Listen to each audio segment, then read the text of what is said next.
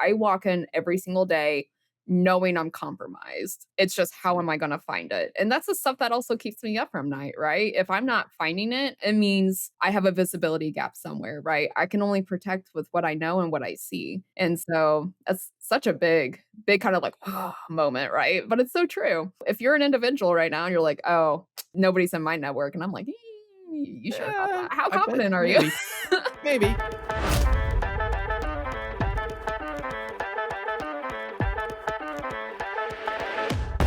Hello and welcome to Secrets of AppSec Champions. My name is Chris Lindsay, and today we'll be speaking with Reanna Schultz. Today's conversation is going to be around SOCs. What are they, and what purpose do they serve? Reanna is a SOC team lead at Garmin. Reanna, please introduce yourself. Hi, Chris. Thank you for bringing me on here. So my name is Reanna Schultz. I work out of a security operations center. I actually lead a very, very strong team of individuals. And we'll kind of deep dive more into the security operations role, I'm sure, here in a second. But some things about me is I have over 6 years of industry experience. I actually did not always work in a security operations center. I had worked for some time in the network security engineering side and then dabbled into the endpoint security engineering and then found my way through detection engineering and then overall cyber defense through the SOC. So I have a very wide range of cybersecurity experience. I wore many, many hats throughout my previous lives, but here we are today. So, hi, Chris. Hi. The best of the best do not just end up at the final destination from the very beginning. There's always those hops to get there. And those hops is what makes us who we are. And it makes us, the ability to do the cool stuff that we do. Absolutely. So anyway, welcome. I'm glad you're here. We had an amazing conversation leading up to this. And I thought, man, this would be great for the listeners to kind of find out more about it. Now, we always take it from the standpoint of, instead of talking about where you work and all that, because we don't want to do that. We always take it from the standpoint of, you just started a new job. It's day one. You're in charge of, and in your role. So being in charge of the SOC and doing what you're doing, let's talk about, a couple of things. What is a SOC? What does a SOC look like? What is the value that a SOC brings? That way, people who are listening may not know. You may have anybody from just a regular developer go, hey, that's great. What is a SOC? This magical thing that happens, for us, down to we have a compromise, things are going on, and it's just, what do we do? And you just reach out to the SOC, or wait, the SOC reached us. So, there's so many aspects to a SOC, let's start with, you just walked in, you're in charge of the SOC. What is a SOC? Yeah, I always describe the SOC as, I don't know if you see the meme with the dog with this coffee cup and he's sitting like amongst all the fire and the flames and he goes, it's fine, it's okay, it's fine. So that is the security operations center in a meme. But essentially, how I promote a SOC to anyone asking what it is, the SOC is your first responders for the business. These people are your first eyes and ears to any cybersecurity threats or risks that are targeting or actively going on. And it is crucial. These people are sitting at the edge of their seat. They have to flip how they think immediately. And I always say, especially when my previous lives, you go through, pen testing is kind of more of like the shiny object of the cybersecurity. It's cool. You're like the legal hacker. And then you go to the blue team side and it is literal mission critical 24/7. These people are fighting for your business. And it is very, very important for your security operations center folk to not only have those technical skills be engaged, but those soft skills have to be honed into, because when you're communicating potential cyber risk or cyber threats, right? You want to make sure you're leaving the emotions out the door. You're having very transparent communication, because there are going to be times you're going to be having a conversation with someone and they have no idea how something got onto their computer or essentially what cybersecurity is outside of phishing, right? So having these transparent communications and those soft skills also go a very, very long way. Yeah.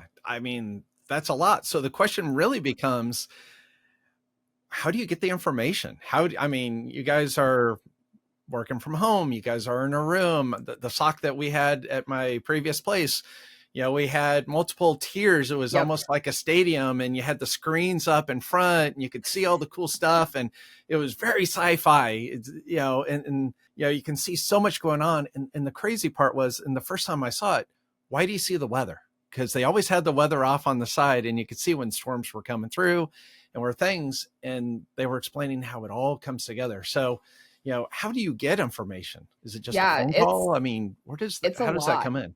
It's a lot, and especially, I always tell people that are like, "Hey, I'm thinking about introducing a SOC into the business, how do I have a starting point for my security operations center?" And the thing before we can even talk about data is, what is your business plan, right? What are you trying to do? Because some businesses, depending on the size, right, their security operations center might also be their pen testers, your threat intelligence people, your vuln management, or they also might be the people that are managing their own SIM and SOAR. So knowing the roles and responsibilities of what your security operations center is going to be also helps develop your roadmaps, your even job descriptions or career paths for these individuals. And once you understand the roles and responsibilities, then that's where we can take the next step as to what data does the SOC need? Where do I start implementing my security operations center? If I'm starting scratch, no idea what I'm doing, ask yourself what's already in the business, right? I hopefully everyone probably has an antivirus or an EDR appliance, maybe a firewall. I hope there's a firewall somewhere, at some point in your That's a network. different conversation. If you're Different missing conversation. This is outside of my scope to help you. I'm sorry. Chris has an email he'll provide later. Look at these appliances, right? What security stack already exists? Because I guarantee you that security stack has security alerting enabled. So when you're picking people right off the street, maybe fresh out of college, or even you as a business, right? This is a new culture change you're pushing, because now you're having people be the face of your security alerting within your business. So I always say, start with what security alerts you have.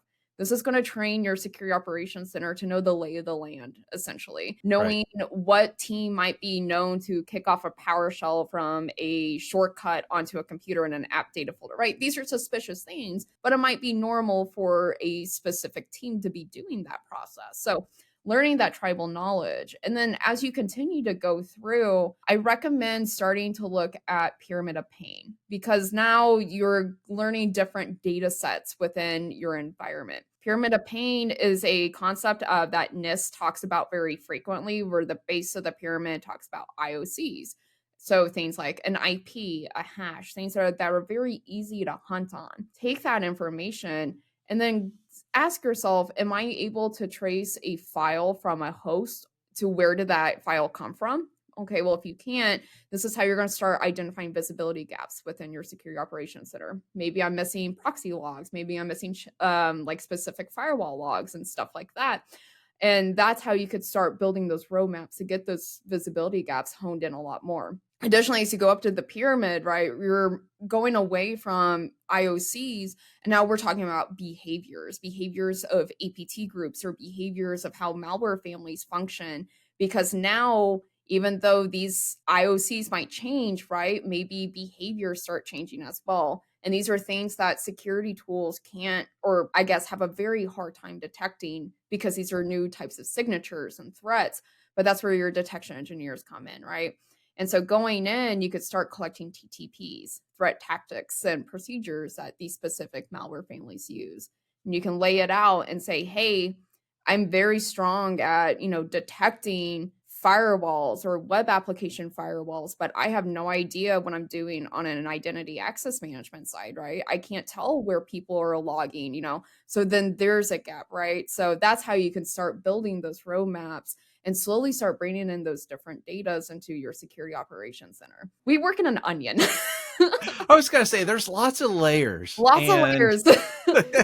Like an ogre. Yes, absolutely. Well, and as you start peeling the layers back and you start looking at your gaps, one of the things that I'm hearing, from you, and one of the things that I always talk about and I kind of joke about in the past, is WAFs, right? Oh man, I'll just turn on the WAF, click on, checkbox, hey, we're good, right? No, I mean, there's so much more to it. You got to figure out, just exactly as you said, what does the traffic look like? What is common? What is expected? If I have developers that do have access to production and they are doing things like release management and things where they're pushing stuff out, maybe there's things that shouldn't be allowed, but for a given span of time, maybe that's okay. And so, finding those gaps, getting that information to the SOC so that, hey, guess what? We're releasing, it's Friday night. We're going to release right before a holiday. What could go wrong? Or my favorite, it's like, oh, we're upgrading like our security tools, and then like everything lights up like a Christmas tree. You're like, oh. Because they deploy all these like test ICAR files, and everything, like a lot of vendors do it. And it's just, oh, and you think everything's on fire and you walk and you're like, oh my gosh, what is going on? And it's just like, oh, we're just upgrading. Right. Well, and one of the nice things about the SOC and what you guys, a lot of what you talked about too is, the preparedness. And one of my favorite things was always doing tabletops and, letting some people know, but not everybody. I always feel like there's two different types of tabletops, right? Where it's very, I would say, visual, hands-on, like knowledge close to hold. And then you can also kind of tie this almost into like a pen test, like a SOCs pen test report is essentially what it is. And then you have the other side of it, right? Where, in my opinion, you have a lot of these C-suite, these higher senior level management people that like sometimes they just have no interest in that. They're like, I haven't been in the weeds for a while, not really like my forte. I enjoy my Excel, PDFs, PowerPoints. And you're like, that's awesome, man.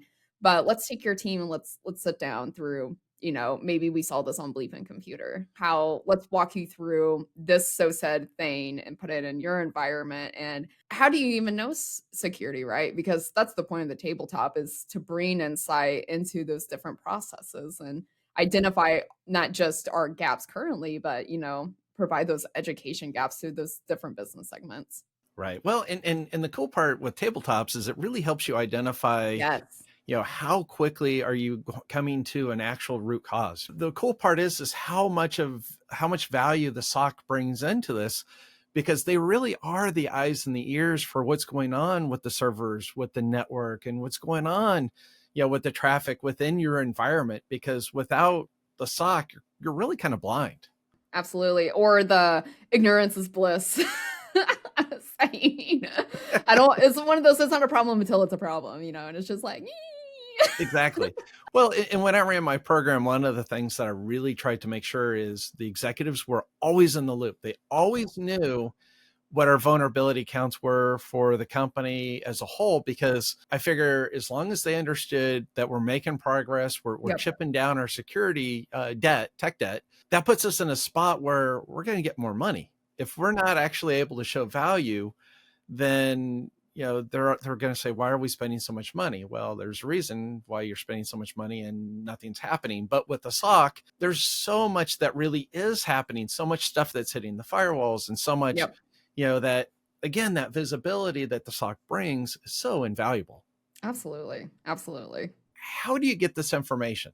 You used a word that some people may not know, SIM. What is that? What is a SIM? Yeah, it's an amazing Splunk. I'm gonna name drop a company right now. Splunk has a shirt that I actually took off one of their vendor tables one day, and it says, "I like big data and I cannot lie." And it's true. That's exactly what your SIM seem essentially what it is. It's going to be your big data platform, because that's going to be your sole appliance where you're taking in all of these different locations in your environment, right? You have, there's coming from your security stack. You're going to have data coming in from your users' endpoints, servers, proxy, DNS, right? The entire architecture of what makes up a business is going to get piped and fed into this big data appliance. And essentially, the SOC can use this to filter on events and tell a full story as to what's happened from like the moment it occurred, maybe the events leading up to it, or even the events after, right? And that way, when they're presenting their findings as to, hey, how did this risk or threat come into our environment? Well, here's the logs that we collected from all these different sources to tell this wonderful, well-painted picture, right? As to exactly how did everything happen. And this was the compromise, and this is the data loss from it. Because that's always kind of the big question at the end of a compromise. How did this happen? And another question is how long have they been here? And it's possible that you just don't have the right pieces in place to identify that somebody has compromised you. But once that little alarm bell is rung and all of a sudden everybody gets together and starts diving in, Yep. having those logs, those things, the reality is when you have visibility into the network traffic and what's going on within your four walls and beyond, that's how you know what's really going on, because they could be slow rolling you. They could be doing a lot of things. And really, if you're going to compromise, you're not going to go in and trip all the wires. You're going to be very stealthy, kind of a Mission Impossible, going through the laser beams without getting detected. It's so cool. It's literally hunting, in an environment all day. And I often get asked the question, it's like, what's your favorite part about like your job? Being a leader, it's a little different. But when I was in the weeds and everything, my answer was I love to hunt. And I'm not talking about in the woods, and this and that. I was like, I'm in the weeds, but different types of weeds, less poison ivy and, malicious mushrooms out there or mosquitoes. I was like, the weeds I'm indoors. So, essentially, like, that's the fun part about being in the operations center is finding those anomalies that are happening within your network. I walk in, and this is probably the best advice I can tell anyone wanting to go into the SOC or is in the SOC. I walk in every single day knowing I'm compromised. It's just how am I going to find it? And that's the stuff that also keeps me up from night, right? If Right. I'm not finding it, it means I have a visibility gap somewhere, right? I can only protect with what I know and what I see. And so that's such a big kind of like moment, right? But it's so true. And if you're an individual right now and you're like, oh, nobody's in my network, and I'm like, you sure about that? How I bet confident are you? maybe, maybe. I mean, we just heard today that Verizon, AT&T, and the other big guys, T-Mobile, have all been compromised by state actors and have been for a while. And it was just identified and blocked. The Verizon outages that have been happening are most likely tied to that. Oh Now yeah. it'll be a little while when this comes out, so you can go back to around the week of 10.1 to 10.7 and find it and see what we're talking about. But I mean, but the reality is, that happens frequently where a state actor or somebody's in your network you simply don't know because they've done it so well. Yep, absolutely. Or even like Disney was a good recent one recently where it was like Club Penguin, where PUBG, where they went in for the back servers and found their way onto the Slack, and oh, hello, data exfil. And the threat actor was sitting there trolling everyone on Slack. I was like, oh, okay. Well, and you bring up a good point. I mean, something as small as Slack is still Oh an yeah. easy in. And, Oh, they get in, they sit there and I mean, if they're in the Slack, it's company only Slack. So this is, we can talk freely, we can be open. It's, you almost have to take a different approach, because back in the day, the network side was, hey, everything you can, 443 up to the gate. Once it's in the firewall, just do port 80. That way we don't have to, unpack the traffic and, to analyze it. And really today, that's really kind of a bad idea. In today's world, it's more about, hey, even internally, you want to keep it encrypted and transmit it securely, because you don't know who's in your network listening yeah. and doing things. And Oh so, yeah. I mean, to your point, I mean, I can only imagine what the guy was doing on Slack. I mean, Just making random usernames and changing passwords. I don't know the full story of the damage on the Slack channel, but it was just one of those like, if I was in his shoes, I definitely would have a cool Slack name like Edgelord. yes, or the football player named Overshown, which Yeah, I yes. thought was hilarious. But it's one of those things where it happens, you don't realize it's happening. And the SOC plays such a crucial role, because again, all right, guess what? Somebody's been on Slack, they've been doing things. What have they done? And the SOC has the SIM, they have so much information coming in.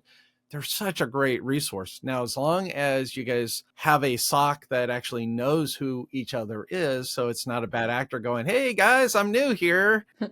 Where's the data? Yeah. Where do I get started? So let me ask you a question. A lot of enterprises have SOCs, but Yes. what size company should be thinking about a SOC? I mean, is there like a certain point where you hit and you say, okay, we probably should do something here, or should everybody have a SOC, or would you hit a certain point and go, okay, maybe we need a SOC? Yeah, and if everyone had, and it comes down at the end of the day, right? Regardless of my opinion, at the end of the day, it comes down to budget and numbers, and that's the reality of the world we work in. And cybersecurity, we don't make revenue for companies. We cost money to protect the revenue, and some people might want to have an opinion on that. That's fine, but at the end of the day, I have to justify what I'm doing. A lot of people don't have that, but if you have the budget, right? If you have that flexibility, I always say have both a MSSP service and a security operations center, right? That MSSP is going to be that second set of eyes, that also that validation, especially if you have cyber insurance. That service is also going to be probably another compliance checkbox for you as well, stating, hey, it's not just us, right? It's not just us making that mistake. Because again, the SOC in some way, right, is still part of that security stack onion. And then if you have that third-party service as well, that's going to be an additional layer to that onion. We all make mistakes, right? That's why we're human. We have jobs. We have, safety nets. It absolutely happens. Judgment calls, good or bad, can impact a business. Now, if you're like, I don't have the budget for personnel, I don't have, regardless of the company size, in my opinion, I don't have the budget, I don't have literal seats, I can't afford it. This is where I would encourage going into that MSSP route. And this is going to be a dedicated third-party service that are just looking at your security consoles. And depending on the level of that contract, some platforms may offer that threat intelligence side or that incident response side. Some also might do that external pen testing and that vulnerability management, right? But how you use that data from that third party is going to be very crucial, because they can be millions and millions of dollars depending on what your service is, and they're only going to sell you with what you're asking for, right? So really understanding, if you have a technical person that is part of your company, bring them into that conversation, right? Because they're going to be asking the right questions, such as, hey, how are you guys separating my environment with your customer's environment? What's your escalation with alerts, right? Do you guys have recommendations on how we can continuously mature our alerting, right? So it's not just open close on the MSP side, right? We want to have value add. We're paying for you to look in our environment. You might as well look at things that we want to care about. And some people don't really think about that going in when signing these contracts and stuff like that. Now, if you start, again, developing your own security operations center, kind of tying back what I said previously about know what their roles are, know what your scope is, understand the visibility gaps. And that's how you could start building that platform from there. Right. Well, and you bring up a good point, because I was just thinking about, going down this path too, saying, okay, well, what about internal versus external? And so the nice thing about it is, okay, you're getting started. Where do you start? Well, I don't know. Well, you could go ask AI, or better yet, bring experts. But the cool part about, using an external service is they have people, they've been down this road. They have lots of customers. It's not their first rodeo. And to your point, they ask the right questions. They give you the questionnaire. I've been down this road too. So I've been on the receiving side of the questionnaire of, hey, what do these look like? And the reality is when you're presented with this information, you have two options. You can look at it and go, too much work. Or you can actually say, you know what? They're knowledgeable. They know what they're doing. We have a big gap to reach to get up to their standards, but they're going to help you get to those standards. They're going to help you get to that next level. They're going to help. To your point, as we were kind of joking about pulling back the onion, they're going to pull the onion back about your entire company, your network infrastructure, everything, so that, you get all the way down to the point where once it's all set up, somebody brand new, that intern that comes in that gets just a little too much access and goes out to the cloud and opens up a bucket that is not, that's public, and everyone with right access, then all of a sudden alerts are throwing and things happen. Yes. And my advice as well, right? And people that from my experience, right? I have a couple of people reach out to me on LinkedIn and they're like, I don't know how to get started, right? Like I work IT or I've been part of this, like I've been part of the service desk and I literally got handed the responsibility to build a security operations center. I have no idea what to do. And I'm like, oh, you poor child. I am so sorry. It's like my first thought. But I'm like, get out there in the community, right? Like cybersecurity is such a collaborative, like welcoming community, regardless of the background, right? I've met people that are nurses, I've met people that are music majors, right? That did that transition in. And everyone has a story or something like they can give back, right? And even asking a question on LinkedIn, holy cow, you're going to get responses. I guarantee you because people want to share their experience, their insight as well. Another thing is go to like local conferences Oh, and absolutely. just learn, because again, if you're going to be investing your time, your money, and now this is your ugly baby to deal with for a little bit, like you bet you should feel absolutely prepared and know what's about to happen as well because enjoy the ride. It's going to be fun, Because there will be a day, though, there will be a time where you're going to question yourself. Why did I do this? Yep. Why did I say yes? Why did I say yes? Why did I pick this? Why was I voluntold? I always go back to like the Lion King. There's so many references in the Lion King. And one of them's like, the time is now. And it's like him like becoming the king, of Africa. And that's it. Or like another one is everything that the light touches. And it's like everything that the EDR knows of is yours. You're like, what about the dark areas? Don't worry about them. Oh, that's hilarious. I've got the two questions that I ask everybody that comes on. And so I'm going to ask you, what is the best advice that somebody has ever given you? There's two. One of them is when I was an individual contributor, and another one was when I was a leader. And I like when you and I were kind of talking about that, I was like, oh man, I was like, good advice. I was like, what's something that has stuck with me? When I was an individual contributor, and a lot of people might resonate with this, right? Especially if you're driven, you're a go-getter, like you're just working towards maybe that next title, or you really enjoy your work and you want that recognition, whether it's a pay increase and stuff like that, and you feel like you're absolutely getting nowhere. And then you feel like, well, I like my team, I like my boss, but I feel like I can go to this company and make more money because money is worth my time and my value at the end of the day. But you're like, I don't know, right? It will follow you, right? It will follow you. Your drive does not go away. Your passion and energy does not go away at all. You can leave the company and you will probably have the exact same issue somewhere else. And your salary is not going to define your success at the end of the day. So that was my individual contributor. I know we're running out of time, but my my leadership advice is and this wasn't directed advice. It was passive advice, and it's always stuck with me. And I had a boss who showed up to work. He was busy. He was just absolutely busy. But every morning he walked up and down and said good morning to each and every one of us. Whether he had time to talk or not, it didn't matter. It's just that one little thing made you feel so valued because he acknowledged your presence for the day. And that's what happens. And so as a leader, I took that as investment to your people, right? That stuck with me. Like after how many years? I haven't worked for that guy many, many moons, but that has stuck with me, and it's something I incorporate with my team as well. So like having investment in your team, right, is going to have that investment return at some point, right? Providing that transparent communication, providing innovative thinking and continuous improvement, right? Because we want our team to be essentially one team, right? Everyone has a voice and opinion. So that was essentially my long tech talk for your questions.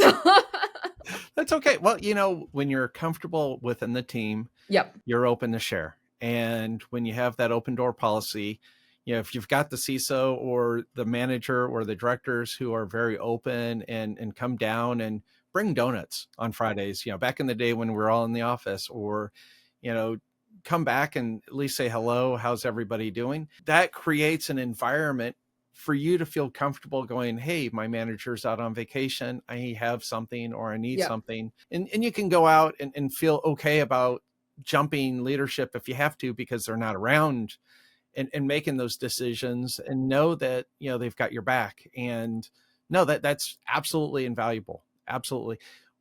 So on the opposite, what has been the worst advice somebody gave you? And jump that manager and yeah. So speaking of that manager, no, I'm kidding. No, he was a great guy. And I thought, man, this one was really, really hard for me because, again, I was like, was this bad advice when I was a leader? Was this bad advice maybe when I was more in the weeds? Was this bad advice like having my own business on the side, And it's just, I really thought about it. And it wasn't just one person, right? There were multiple people throughout my career that have made this comment. And I'm if you can't tell, very high energy. I drink a lot of energy drinks. I'm very excited about everything I do. I have a golden retriever personality. And you work in an industry where people are like, don't talk to me, And it was, some people want to work 9 to 5, respect that. And I've heard that from many people. And that's always bugged me, right? And I'm like, I feel like I'm a respectful person, this and that. And I realized, sometimes my energy and passion might be exhausting to some people. And so fast forward, right? Now I'm in my leadership role and stuff like that. And I realize it's not because they're tired, right? Or they don't like me. It's because they don't know what their excitement and passion is. And so that's something that has always stuck with me, because it's just like, how am I supposed to lead someone or invest in someone if they just want to show up 9 to 5? And it's really like, why are you showing up? Yeah, money's one thing, but you're going to be doing this until the day you retire. So you might as well be doing something you like. Otherwise, you are going to have a terrible time here, ma'am or sir, Yes. But like, it's just, what can I do so that way you're prepared and you're able to grow as well? And especially being in a SOC, there are going to be times where something is going to hit the fan. It's going to be terrible. It's going to be intense.